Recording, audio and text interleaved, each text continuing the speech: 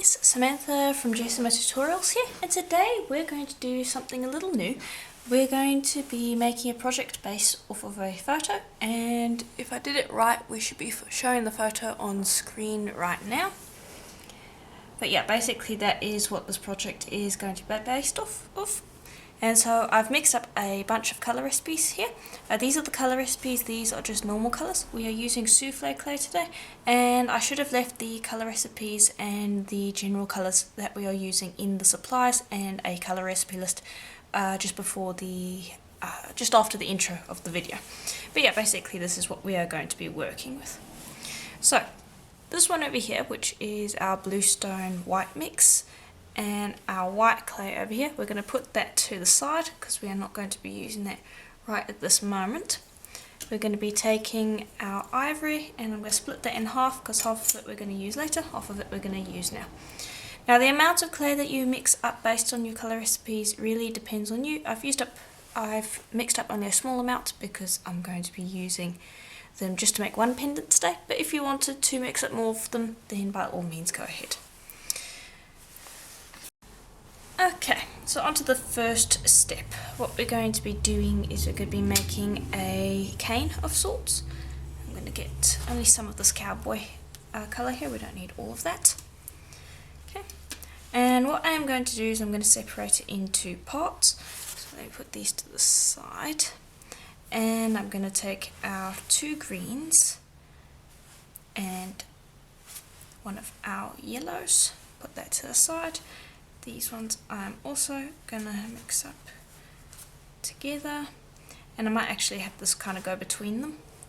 So I'll put those together, put those together. This one I'm going to split between the two, and I'm also going to take this one and split it between two and this one as well. And you'll see what I'm doing in just a moment.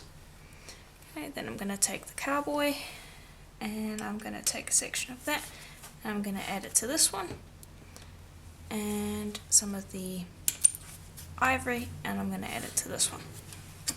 Okay, pop this to the side. You're going to do the exact same thing with that pile as you're going to do with this one. And all I'm going to do here is I'm going to take these colours of choice, and all I'm going to do is I'm going to just chop them up finely. You can use a grater to do this as well if you want, but I don't really want the chunks to be that fine, so I'm just going to use my blade to chop it all up. And everything I'm doing here, you do the other pile. And I'm just going to take those, mush them together a bit, chop some more until I've got them relatively well mixed together. And then when you are done chopping it, don't bundle it all together. You want the chunks to remain relatively separate because we're going to be combining it with the other pile in a certain way. So don't go bundling it all back together, just pop it in a pile like so. Okay, then here are our two piles. So I'm just going to take 2/3 roughly of each pile and just set that aside, and then I'm going to take the 1/3 of each pile left, and I'm just going to mix that together. If you need to chop it to get it to mix together a little more, you can do that, which I might do actually, just to make sure that it's well incorporated. Like so. There we go. Then what I want you to do is just gently press on each of your piles, forming them into a rough square shape, and don't press so hard that you remove all the texture so that it's completely flat, but you do want it to be formed together and sticking together like so. So there, rough square, like so. Repeat with the other two. There we go. Then take your middle one and just sandwich that between the two, so you get like a rough skinner blend, if that's what you want to call it, or just a blend between the two colours, or 3 colours, 3 piles of colours. Okay, and then just press that all together like so, so that it is stuck together. And this time you don't need to worry about maintaining the texture or anything. You want to squish that into a rectangle or square shape. It's completely up to you. Okay, there we go. Then I'm going to take that and I'm going to slice a piece out of it. And you can see there how you kind of get a blend between the pieces. Now all I'm going to do is I'm just going to grab a few slices that I like. Should be enough. And I'm just going to pop them together like so. Make sure that the slices are relatively thick because we are going to be rolling this through the pasta machine. So I'd say at least half a centimetre thick. Okay, and then I'm just press it together before I try rolling that out. And I'll actually try squishing it myself because I want it to stretch this way rather than that way. So I'll actually do that by hand a little bit.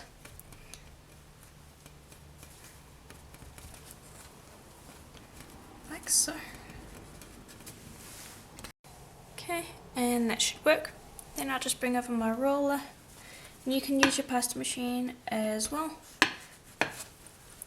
I just like to use my roller because I feel like I have a little more control and it goes slower. So I can see what I'm doing, make sure that the pattern doesn't get blurry or distorted too much. And I just feel like I have more control. That's why I prefer using the roller. Okay, and that should just about do. You want this to be roughly half the size of your current cutter that you're going to be using, which is going to be this one, for me anyway. So that will work. I'm going to put that to the side and we're going to work on the next part. So that part was supposed to represent the field if you had a look at the picture, and the next part is going to be our sky. So I'm going to bring over the blue, white and the ivory. Now what I'm going to do is I'm just going to rip that into a strip, this one too, and same for that one. Okay. I think I might rip that one up again. Start with a blue, move on to a white, overlapping, put down a blue again. Again, I am overlapping. Grab a ecru, overlapping that as well. A white, and then another ecru. Okay. Then I will trim away the extra clay because we don't need that. And then what I'm going to do is kind of a mock form of a skinner blend, but it's not going to end up looking even because we haven't done it the proper way to do a skinner blend, but that's something that I want. So I'm going to take that, I'm going to fold it over like you would a skinner blend. I'm going to roll it through the pasta machine, folding it the same way each time after having rolled it through so that we get a rough blend. And there we go. So you can see I haven't blended it completely, I just ran it through like 3 times to get the colours to start blending together, but I've left it so that you can still see a lot of striations in there. So then I ran that through on the thickest setting, and I also ran this one through. It was roughly the same thickness, but I just wanted to make sure they were the same. And now we are ready to move on to the next step. So I just want to check something, make sure they're both wide enough. They are, good. Okay, put that one to the side. This one I'm going to trim up a bit because there's too much of this ecru for my liking. Or not ecru, excuse me, ivory for my liking. And then I'll bring this one over.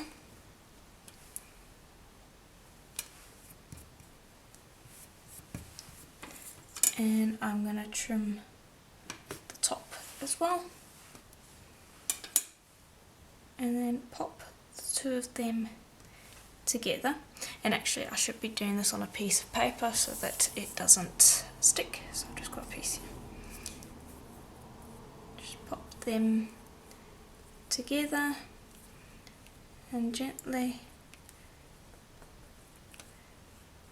press them together and smear down that seam so that they join evenly.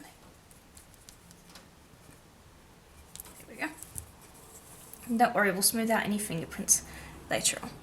Now I don't want the seam to be quite that straight or obvious, so what I'm going to do is I'm first going to burnish it, and for that you'll grab another piece of paper and just rub down on it like that, and that will just bond the two together and make this next step easier. And then I'm going to take a metal tool and I am going to streak it, and then we will need to burnish again. Okay, so I'm just going to use this tool here. I'm just going to do this, and I'm going to kind of streak the green up onto the ecru, like so.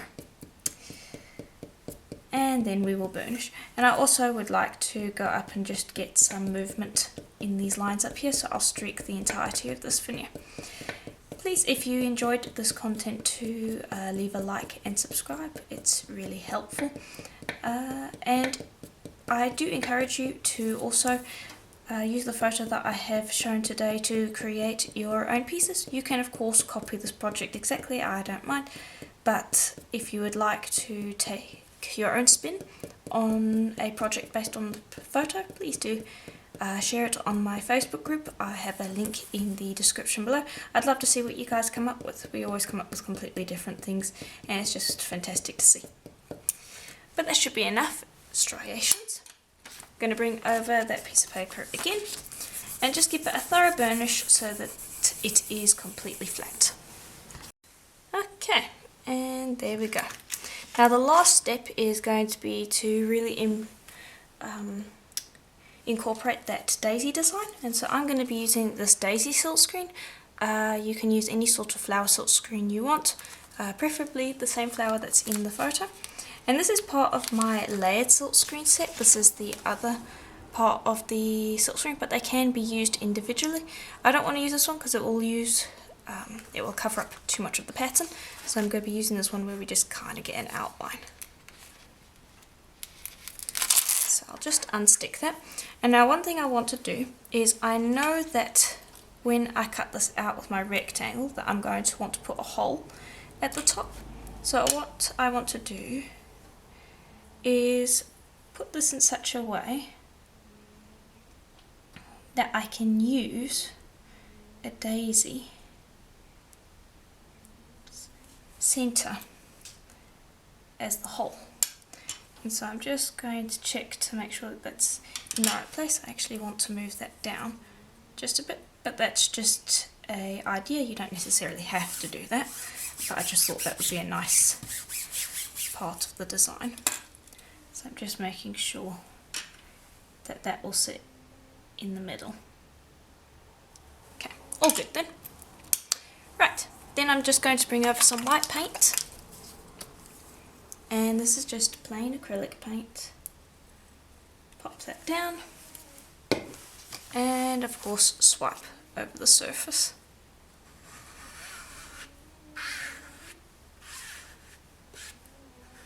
Okay, and just make sure that you get the whole thing. And peel up like so. Wash your screen and allow your paint to dry. There we go. So I quite like how that looks. It just adds a little bit of flavour to the piece. Of course, if you don't have a silk screen, you could always use a stamp. Just get some white ink and use the stamp to stamp it. You could use a stencil. Anything that's daisy themed that won't cover up too much of the pattern will work. Okay. And that's if we're following. That's if you are following the tutorial or the photo that I have shown. If you want to take a different photo and use that as part and use that as your theme, by all means do that, and then of course you wouldn't need daisies. So I'm just going to have a look here, make sure that that is in the middle and straight. And this is why I like to work on paper, because it allows me to look at it from different angles and make sure that I've got that all right. So then I'll cut that out, leave the cutter in, and then cut out with your other one, and that way you won't get any distortion. Okay, I'm just make sure to press down nicely, lift that up, and then lift that piece up and remove your excess. Like so.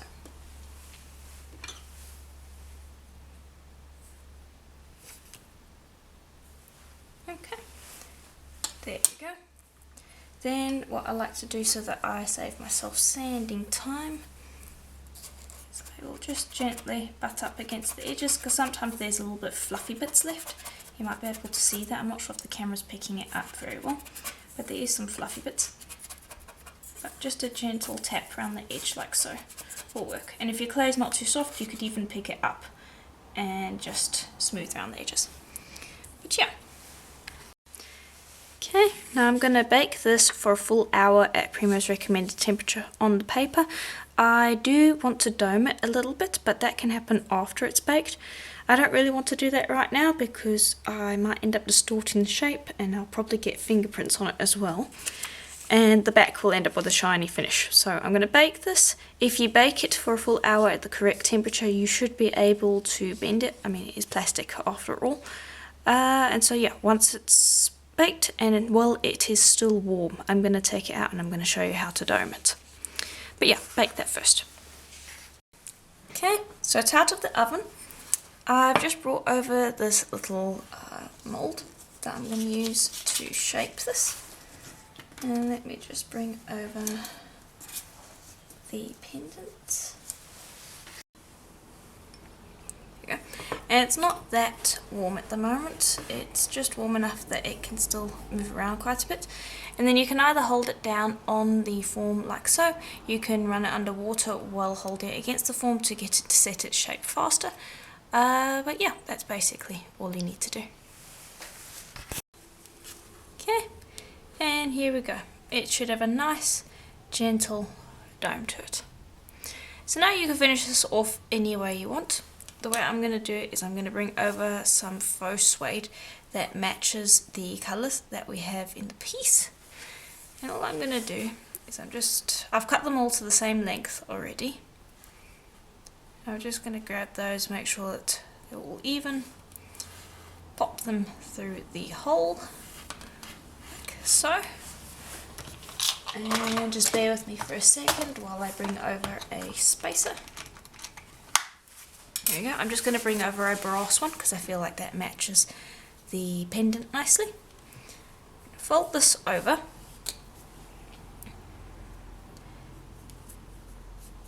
And then just bring them all up until they're even with each other. Like so. Grab your spacer, and you want to make sure that your spacer is large enough to accommodate all of those threads. If it's not, then use less threads. Then just pull that so that you have an even length.